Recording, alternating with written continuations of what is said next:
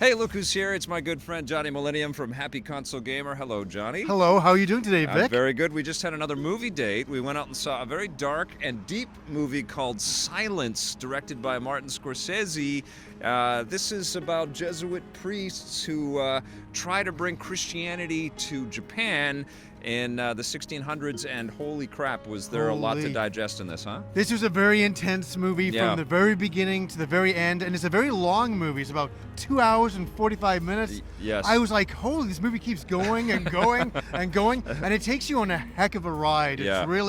It's really a disturbing movie. But the one thing that I want to say about the movie, I love how its title, Silence, is quite literally the whole movie. And certain moments. There's a lot of meaning behind the name. Yeah, I mean, this is a movie about opposing religions and the brutality that religion can evoke in human beings. And certainly Martin Scorsese is no stranger to this topic and this theme.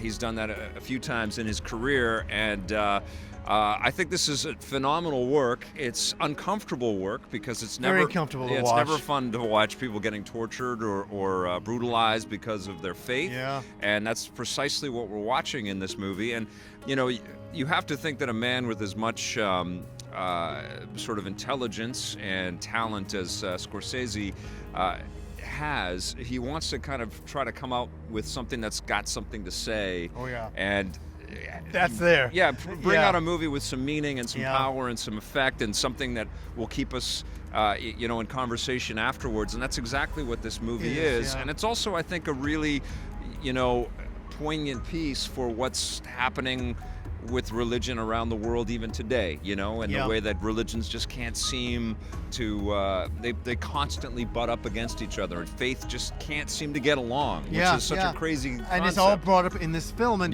this film seems very un-Scorsese in a lot of ways. Yeah. It didn't seem like, if you just walked into this movie, you wouldn't say, oh, this is a Scorsese film. That's the brilliance of this, though. This is a man that can do something like The Age of Innocence. That's exactly it, and he can do The Passion of the Christ. Yeah. He's got so much range. He has wanted to make this movie for 25 years. Amazing. He's been working on it. So it's something very deep inside of him that's been cooking up all this time. Yeah. And then when you see it, you're like, holy, my mind is blown. Adam Driver was absolutely amazing in this.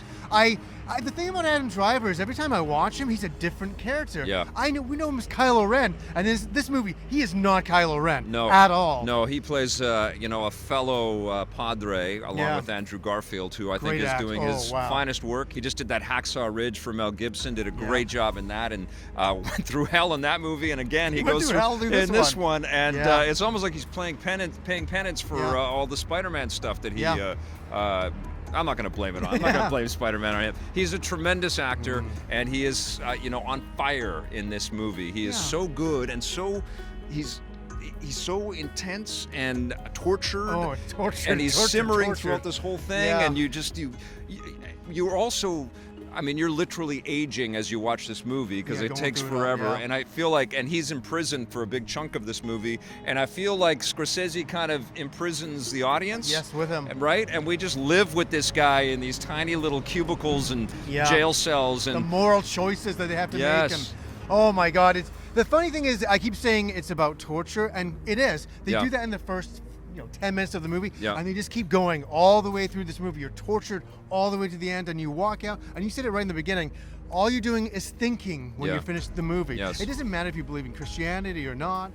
It's just the questions it opens about faith and religion. And also humans and what we're capable of, and under whatever sort of guise we sort of deem to sort of see fit, human beings can be just utterly awful to one another and to their own countrymen, and and it's really hard to just sit and watch this and it be entertainment. It's almost like it's not entertainment. In that sense, it's a very well put together movie.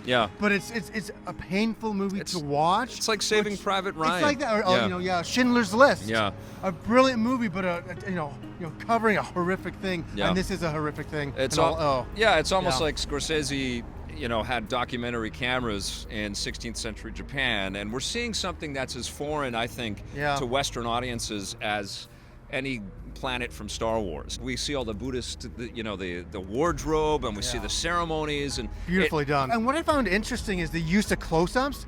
Always close-ups. Once in a while he'll set up a shot, but then it's close-ups, and it's about the characters, them talking back and forth, and you're caught up in it. And to be honest with you, a movie that's 2 hours and 45 minutes, you think you get bored of that after a while? Oh, you are not. You're in it all the way to the end. And the funny thing, the movie ended, and me and you just walked out of there in silence. Yeah. And we weren't saying, "Hey, great movie, man." We were just like, whoa! It's a solemn picture, film. And it feels like Scorsese and his team, they labored to make it, and they wanted to make it with as much authenticity and as much a sense of reality as they could possibly conjure. And it's a little arduous. The performances are incredible, whether we're talking about the English-speaking actors or the Japanese actors. The big boss in the movie on the Japanese side is such an incredible character. He really is. And he's so enjoyable to watch, even though he's making some awful decisions and we get to learn a lot about Japan through his eyes. Absolutely, through who he is.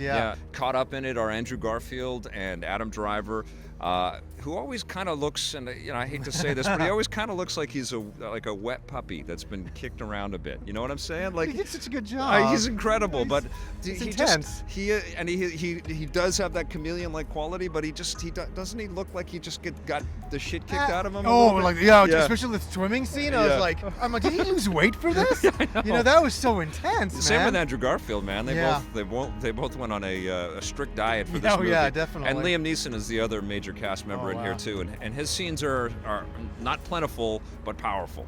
Very powerful. Yeah. He's saying a lot when he doesn't say very much. I notice at times. Yeah. Well, the movie's called Silence. And that's exactly it. As I said, the whole movie is about that theme. Yeah. And that's just what's so wonderful about it. Yeah. Sure. It's an amazing movie. It certainly is a big change of pace from Rogue One and most of the movies that I review here on this channel and ain't no in Predator our show. or something. It's not Predator. It's not Commando Alien, or something. But if it's a Martin Scorsese film, you have to pay attention, and the attention is warranted with this one. Exactly. Especially the labor of love for 25 years. He wants to make this movie. Totally. It has a lot of meaning to it. You got a score for me?